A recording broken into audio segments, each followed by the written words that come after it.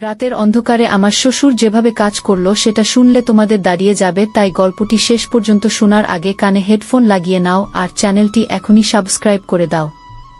আমি রূপা, এই বাড়ির বউ। স্বামী বিদেশে, আর আমি একা একটা ঘরে হাঁসফাঁস করে কাটাই প্রতিদিন। আমার স্বামী রাজীবকে বিয়ে করেছি প্রায় 1 বছর। বিয়ের 2 মাস পরেই চলে গেছে মালয়েশিয়া, সেই থেকে এই ঘরে আমি একা। শুধু আছেন শ্বশুর, উনি আমার খুব যত্ন নেন, সবকিছুতেই খোঁজ রাখেন। আমি যেন একা বোধ না করি, চেষ্টা করেন সবসময় পাশে থাকতে। কিন্তু জানো, যতই কেউ যত্ন করুক, স্বামীর স্পর্শের অভাবটা কোথাও যেন থেকে যায়। কখনো রাতের বেলায় বালিশে মুখ লুকিয়ে কাঁদি, কখনো দিনের বেলায় চুপ করে বসে থাকি বারান্দায়। সেদিন বৃষ্টি পড়ছিল, আকাশ অন্ধকার, আমি রান্নাঘরে ছিলাম। হঠাৎ লোডশেডিং, সব অন্ধকার হয়ে গেল। মোমবাতি খুঁজছিলাম, তখন পেছন থেকে শ্বশুর এসে বললেন, রূপা মা এত অন্ধকারে একা কেন? আমি একটু চমকে তাকালাম। তখন উনি আমার হাতে মোমবাতি ধরিয়ে দিতে গিয়ে আমাদের আঙুল দুটো একসাথে ছুঁয়ে গেল। একটা হালকা শিহরণ যেন সারা গায়ে ছড়িয়ে পড়ল। চোখ তুলে দেখি, উনি চুপ করে তাকিয়ে আছেন আমার দিকে। কিছু বলতে পারছিলাম না, হৃৎপিণ্ড ধকধক করছিল। হঠাৎ উনি বললেন, তুমি খুব সাহসী মেয়ে রূপা, তোমার মতো বউ পেয়ে রাজীব খুব ভাগ্যবান। সেই কথা শুনে আমার চোখে পানি চলে এলো। আমি যে কতটা অভিমান নিয়ে দিন কাটাই সেটা হয়তো উনি বুঝতে পারছিলেন। আমার চোখের পানি দেখে উনি আমার দিকে এগিয়ে এলেন, আস্তে করে আমার কাঁধে হাত রাখলেন। আমি মাথা নামিয়ে ওনার বুকে মুখ গুজে দিলাম।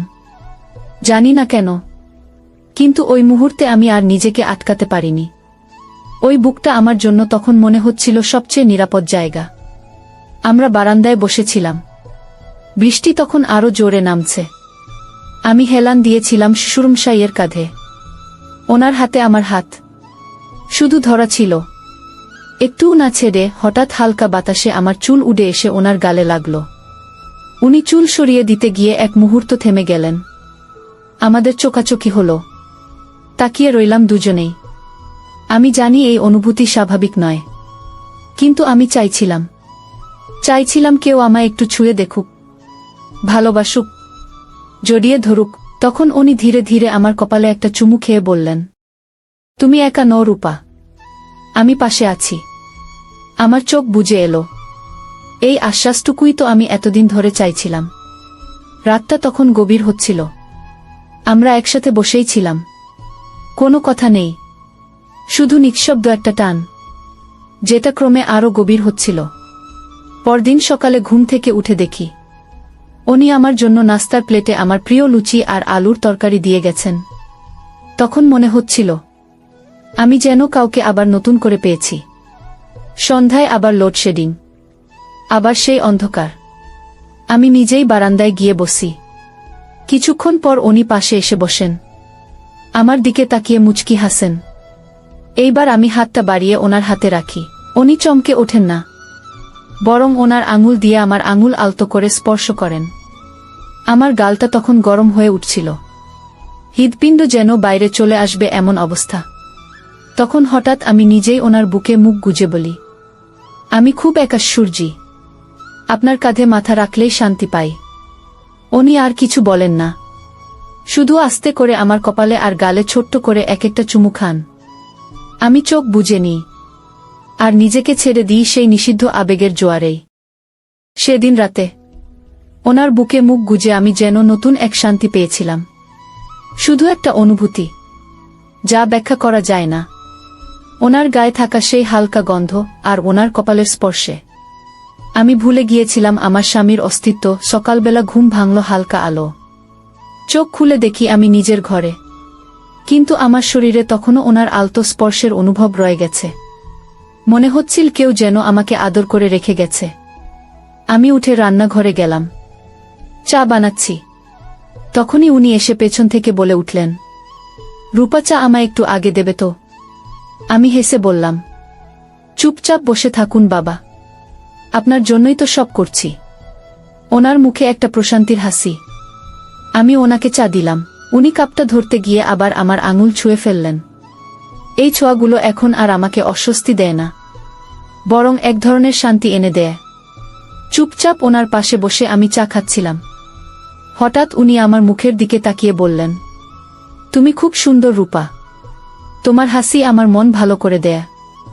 আমি কিছু বলিনি, শুধু চা খেতেই থাকলাম, কিন্তু ভিতরে ভিতরে সেই প্রশংসায় আমার মুখটা গরম হয়ে উঠল। হৃদয়ে যেন একটা মিষ্টি ঝড় বইল। সেদিন দুপুরে ঘুমোতে গিয়েছিলাম। ঘুমটা গভীর ছিল। হঠাৎ অনুভব করলাম কেউ যেন আমার কপালে হাত রাখছে। চোখ মেলেই দেখি উনি দাঁড়িয়ে, চোখে মায়া, চোখে কোমল দৃষ্টি। উনি ধীরে ধীরে আমার গালে হাত বুলিয়ে বললেন, তুমি জানো রূপা, তুমি আমার জীবনে এক নতুন আলো নিয়ে এসেছ। তুমি হাসলে আমি বাঁচি। আমি থেমে গেলাম। জানি এটা ভুল, জানি সমাজ এটাকে মানবে না, কিন্তু আমার মন কিছুতেই মানছিল না। আমি ওনার হাতটা ধরে বললাম, তুমি আমার প্রিয় মানুষ হয়ে উঠছ বাবা। আমার একাকিত্বে তুমি আমার প্রিয়তম হয়ে উঠছ। আমার কথায় ওনার চোখ যেন ভরে উঠল জলে। উনি আমার হাতটা নিজের বুকে এনে রাখলেন। বললেন, আমার ছেলের বউ হয়ে এসেছিলে, কিন্তু তুমি এখন আমার হৃদয়ের আশ্রয়। ওই মুহূর্তে আমি আর কিছু ভাবিনি। চুপচাপ উঠে ওনার বুকের মধ্যে জায়গা করে নিয়েছিলাম। ওনার বুকটা ছিল শক্ত, কিন্তু সেই জায়গাটা আমার জন্য ছিল যেন পৃথিবীর সবচেয়ে কোমল আশ্রয়। আমরা কিছুক্ষণ একে অপরকে জড়িয়ে বসেছিলাম। ওনার ঠোঁট এসে ছুঁয়ে গেল আমার কপাল। আমার চুলে ওনার আঙুল ঘুরছিল, আর আমার চোখে মুখে ওনার স্পর্শ যেন ভালোবাসার কথা বলে যাচ্ছিল। সন্ধ্যায় আমরা একসাথে রান্নাঘরে। আমি ভাত দিচ্ছিলাম। উনি পেছন থেকে এসে আমার কোমরে হাত রাখলেন। আমি চমকে উঠিনি, বরং হেসে বললাম, আপনি না খুব দুষ্টু হয়ে যাচ্ছেন বাবা। উনি হেসে বললেন, তোমার এই হাসি আমি সারা জীবন দেখতে চাই রূপা। আমার মনে হচ্ছিল আমি কোনো সিনেমার নায়িকা, আর উনি সেই প্রাপ্তবয়স্ক প্রেমের নায়ক, যার চোখে শুধুই আমার জন্য অনুভূতি। রাত নামল, চাঁদ উঠল। আমি বারান্দায় দাঁড়িয়ে চাঁদ দেখছিলাম। পেছন থেকে এসে উনি আমার গলা জড়িয়ে ধরলেন। আমি চোখ বন্ধ করে ফেললাম।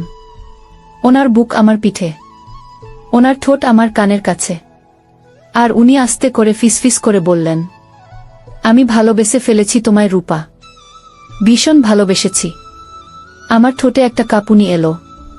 আমি ঘুরে দাঁড়িয়ে ওনার ঠোঁটের উপর আমার ঠোঁট রেখে দিলাম।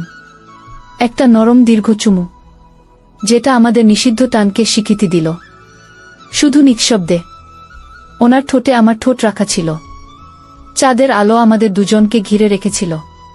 সেই চুমুটা যেন কোনো কথার প্রয়োজন ফেলে না, সব বলে দেয় নিঃশব্দেই। আমি জানতাম এই ভালোবাসা অন্যরকম, সমাজের চোখে ভুল, কিন্তু হৃদয়ে এটা ছিল আমার সত্যি। আমার উনি শুধু আমার সুর নয়, আমার ভালোবাসার মানুষ। সেই রাতে আমরা বারান্দায় বসে একে অপরকে জড়িয়েছিলাম। আমি ওনার বুকের উপর মাথা রেখেছিলাম। উনি আমার চুলে হাত বুলাচ্ছিলেন। হালকা গায়ে হাত রেখে ফিসফিস করে বললেন, তুমি জানো রূপা, তোমার গায়ের গন্ধটা আমার মন শান্ত করে দেয়। আমি হেসে বললাম, তাহলে আপনি আমার গন্ধেই থাকুন সবসময়। আমার শরীরটা হয়ে উঠুক আপনার আশ্রয়। উনি আর কিছু বলেননি, শুধু আমার গাল ছুঁয়ে চোখে চোখে তাকিয়েছিলেন অনেকক্ষণ। সকালে উঠে আমার মনে হচ্ছিল আমি নতুন কেউ হয়ে গেছি। একটা অন্যরকম শক্তি যেন আমায় ঘিরে রেখেছে। আমি গুনগুন করে গান গাইছিলাম রান্না করতে করতে। উনি এসে বললেন, আজ তুমি অনেক বেশি সুন্দর লাগছ।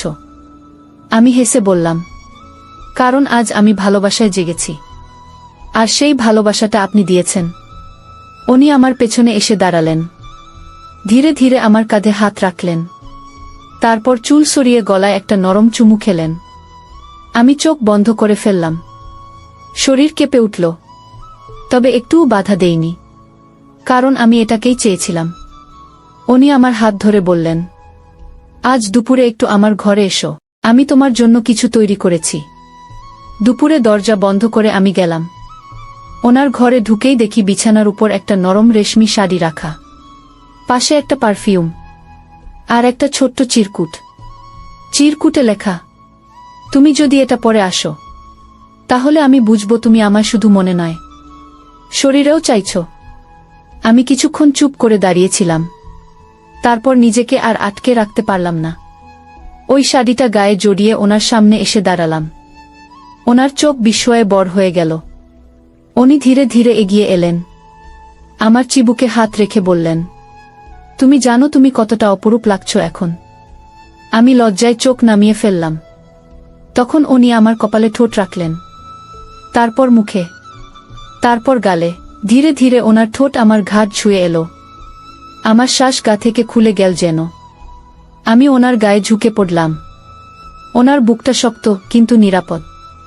আমরা দুজনে অনেকক্ষণ ধরে একে অপরকে জড়িয়েছিলাম। এই মুহূর্তগুলো যেন চিরদিনের জন্য ধরে রাখতে চাইছিলাম। আমার হৃদয়টা চাইছিল এই মানুষটা যেন আমায় ছেড়ে কোথাও না যায়। হঠাৎ বাইরে থেকে দরজার বেল বাজল। আমি ভয়ে ছিটকে উঠলাম। উনি শান্ত করে বললেন, চিন্তা করো না, তুমি এখন আমার, এই ঘরটাও আমাদের। আমি হালকা মাথা নেড়ে বেরিয়ে এলাম। বুকে তখনও ওনার ছোঁয়ার অনুভব, ঠোঁটে তখনও ওনার ভালোবাসার নরম চিহ্ন। সেদিন রাতে ঘুমাতে পারিনি। চোখ বন্ধ করলেই ওনার মুখ, ওনার হাত, ওনার ঠোঁট মনে পড়ছিল।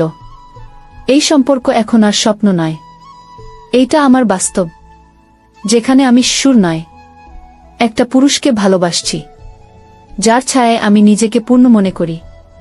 আমার চোখে তখন ঘুম নেই, শরীরে তখনও ওনার ছোঁয়ার গন্ধ, ভালোবাসায় ভেজা এক অদ্ভুত কাঁপুনি। আমি জানতাম এটা ঠিক নয়, তবু মন মানছিল না। আমি এখন যাকে ভালোবাসি সে আমার সুর, কিন্তু ওনার স্পর্শ ছাড়া আমি এখন নিজের অস্তিত্বই খুঁজে পাই না। পরদিন সকালে ঘুম ভেঙে দেখি উনি বারান্দায় দাঁড়িয়ে সিগারেট খাচ্ছিলেন। আমি ধীরে ধীরে গিয়ে পেছন থেকে ওনার বুকে হাত রাখলাম। উনি চমকে তাকালেন, তারপর মৃদু হেসে বললেন, তুমি এখন আমাকে ছেড়ে যেতে পারবে রূপা? আমি হেসে বললাম, আমি কোথায় যাব? আপনি ছাড়া আমি এখন কেউ না। উনি আমার কপালে চুমু দিয়ে বললেন, তাহলে এসো, আজ সারাদিন আমার পাশে থেকো। আমরা একসাথে দুপুর কাটালাম। ঘরের পর্দা টেনে দিয়ে আলোর ভেতরে ভালোবাসা লুকিয়ে রাখলাম। ওনার কোলের উপর মাথা রেখে শুয়েছিলাম। উনি আমার চুলে আঙুল চালাচ্ছিলেন, আমার গাল ছুঁয়ে বলছিলেন, তুমি জানো রূপা, আমি কবে থেকে এমন কাউকে খুঁজছিলাম যে শুধু আমার হবে। তুমি সেই আলো। আমি চোখ বন্ধ করে শুধু ওনার শব্দগুলো শুনছিলাম, যেন প্রতিটা শব্দ আমাকে শক্ত করে আঁকড়ে ধরছিল। কিন্তু বিকেলের দিকে হঠাৎ এক ফোন আসলো। রাজীবের ফোন, আমার স্বামী।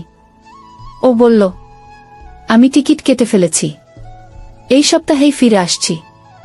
আমি কিছুক্ষণ চুপ করে থাকলাম, শুধু বললাম, আচ্ছা। কল কেটে দিয়ে আমি চুপ করে বসেছিলাম অনেকক্ষণ। মনে হচ্ছিল একটা ঝড় এসে আমাদের সম্পর্কটাকে উড়িয়ে নিয়ে যাবে। রাতের খাবারের সময় আমি আর কিছু খেতে পারছিলাম না। উনি বুঝে ফেললেন। ধীরে ধীরে আমার পাশে এসে বসে বললেন, ফিরছে রাজীব, তাই তো? আমি মাথা নাড়লাম। উনি আমার গালে হাত বুলিয়ে বললেন, তুমি যদি বলো আমি ওকে সব বলবো। তুমি আমার পাশে থাকলে আমি কাউকে ভয় পাই না। আমি কেঁপে উঠলাম, বললাম, না প্লিজ, এই ভালোবাসাটাকে আমাদের মধ্যে রাখি। এইটুকু সম্পর্কই আমার জীবনের সবচেয়ে বড় সুখ। উনি আমায় বুকে টেনে নিলেন, চোখের জল মুছে দিয়ে বললেন, তাহলে আজ রাতে শুধু আমার হয়ে থাকো, আর কিছু চাই না। সেই রাতটা আমাদের জীবনের শেষ রাত ছিল। আমরা জড়িয়েছিলাম নিঃশব্দে, কোনো শব্দ ছিল না, শুধু ছিল চোখে চোখ রাখা, ঠোঁটে ঠোঁট ছোঁয়ানো। তাকিয়েছিল, আর আমি শুধু ওনাকে অনুভব করছিলাম। শেষবারের মতো সেই রাতটাই আমাদের একান্ত সময় ছিল। সকালবেলা আমি ঘুম থেকে উঠলাম, ওনার পাশে আর কাউকে পেলাম না। শুধু টেবিলের উপর রাখা ছিল একটা চিঠি আর একটা সাদা ফুল। চিঠিতে লেখা ছিল, রূপা, আমি জানি তুমি আমায় ভালোবেসেছ, আমিও তোমায়, কিন্তু আমার ভালোবাসা তোমায় কষ্ট দিক এটা চাই না।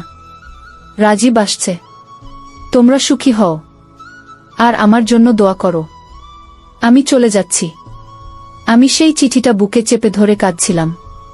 চিৎকার করে বলতেও পারছিলাম না, শুধু মনে হচ্ছিল বুকটা ফেটে যাবে। উনি সত্যিই চলে গেছেন, কারো কিছু না বলে, শুধু আমায় এক বুক ভালোবাসা দিয়ে। সেদিন সন্ধ্যায় রাজীব এলো। আমি চোখ লুকিয়ে রাখলাম। ও বলল, তুমি ঠিক আছো তো? মনে হচ্ছে কেমন যেন চুপচাপ। আমি মাথা নেড়ে বললাম, ভালো আছি, শুধু একটু ক্লান্ত। রাজীব বুঝতে পারেনি কিছু, কিন্তু আমার হৃদয়ের ভিতরটা জানত।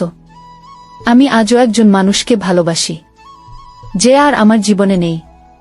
মধুসূদন বাবু মানে আমার শ্বশুর আর কখনো ফিরে আসেননি।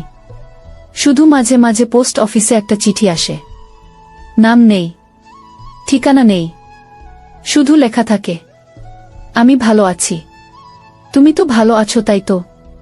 আমি সেই চিঠিগুলো এখনো লুকিয়ে রাখি একটা বাক্সে, যেখানে আমি আমার ভালোবাসা লুকিয়ে রেখেছি। আমার জীবন এখন অন্যরকম।